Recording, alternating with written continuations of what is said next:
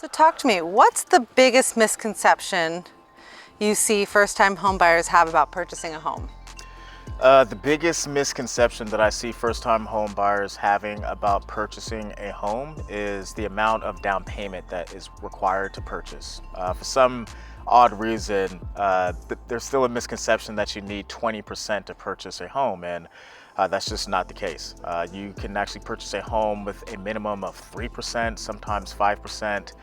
Depending on the area that you're purchasing in, but between 3 and 5% is where you're typically going to fall with your minimum down payment to purchase your house. Okay, many first-time homebuyers feel overwhelmed. What's the first step they should take when they're thinking about buying a home? So the first step that anyone should take if they're seriously considering buying a home is to start by having a conversation with a licensed professional mortgage lender. Okay, so that person can go ahead and put together a budget for you and a home buying game plan for you, because that's really the first step, is to put together a game plan so you know exactly what you need to do in order to get from point A to point B. But that's the first step, is to set up a discovery call and put together a budget and a game plan. With home prices fluctuating, is now a good time for first-time buyers to jump into the market? Yeah, so I get this question a lot. Is right now the best time to purchase a home? And I always tell people is the best time to purchase a home is when you feel financially ready and you feel financially comfortable to make that transition.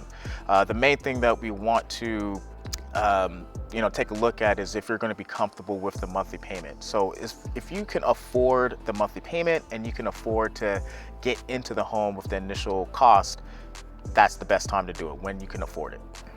How can buyers be more competitive in a multiple offer situation, especially in a hot market? So different ways you can be competitive in a hot market is making sure that you're fully underwritten and pre-approved, making sure that any supporting documents that you need in order to be approved is provided in a timely manner. Also just being very flexible, just with terms and things like that. Sometimes you may need to have a very fast closing, such as maybe 12, 14 days in order to get your offer accepted or even recognized. But things like that. Just the main thing is to have your financing already pre-approved, pre-ready to go, and already pre-underwritten. So Michael, what inspires you to get into the mortgage industry, and what drives your passion for helping first-time home buyers? So what inspired me to get into the mortgage industry was the impact that I could have on people's lives.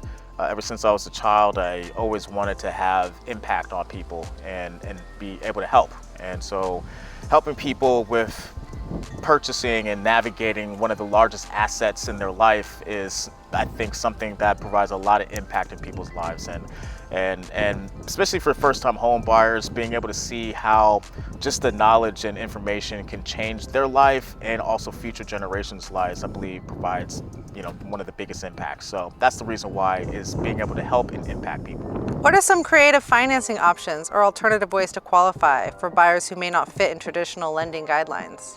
Other ways that people can qualify for a loan besides using traditional financing is there's plenty of options. We have a whole suite of non-QM loan products, and this is your non-qualified mortgage products that we can pretty much put people into different boxes versus your conventional Fannie Mae and all that other stuff. So one I'll point out real quickly is just the asset qualifier program. We just qualified someone with that. You don't need any income or need to show any income to qualify for that program. All we're looking at is just your assets. Okay, so if you have significant assets and they're liquid, then we can go ahead and qualify you for a loan without even taking a look at your income.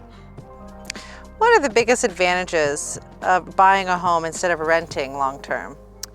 So one of the biggest advantages of buying a home versus renting long term is the wealth that you're building as a homeowner. When you're renting, if we just take the average rent in California, it's about $2,500 a month. Over the course of 3 years, that's $90,000 that's going out of your pocket. Okay, so that money does not come back. Versus if you're owning a home, you're actually building equity every single month that you make a payment. So once you make a payment, that's reducing your principal loan balance. This is creating more equity for you.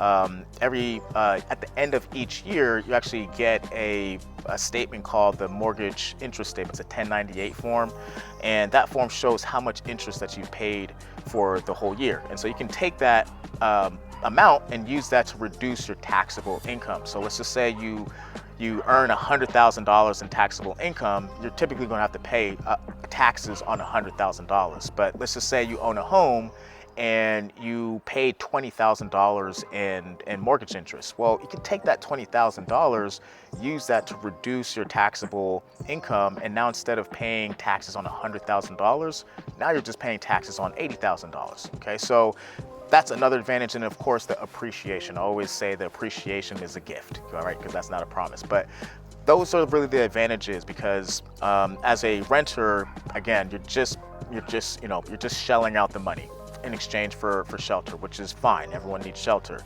However, the financial impact is that there is no financial benefit as a renter, and there's great benefit as a homeowner. How can first-time buyers reach out if they have questions or want to start the process? So if you want to start the process, the first step is to schedule a discovery call. You can click the link in the description below, and you can go ahead and schedule your discovery call. Or if you want to reach me directly, you can reach me at the office at 707-981-0524, and I'll be more than happy to work with you and show you the steps that it takes to become a homeowner.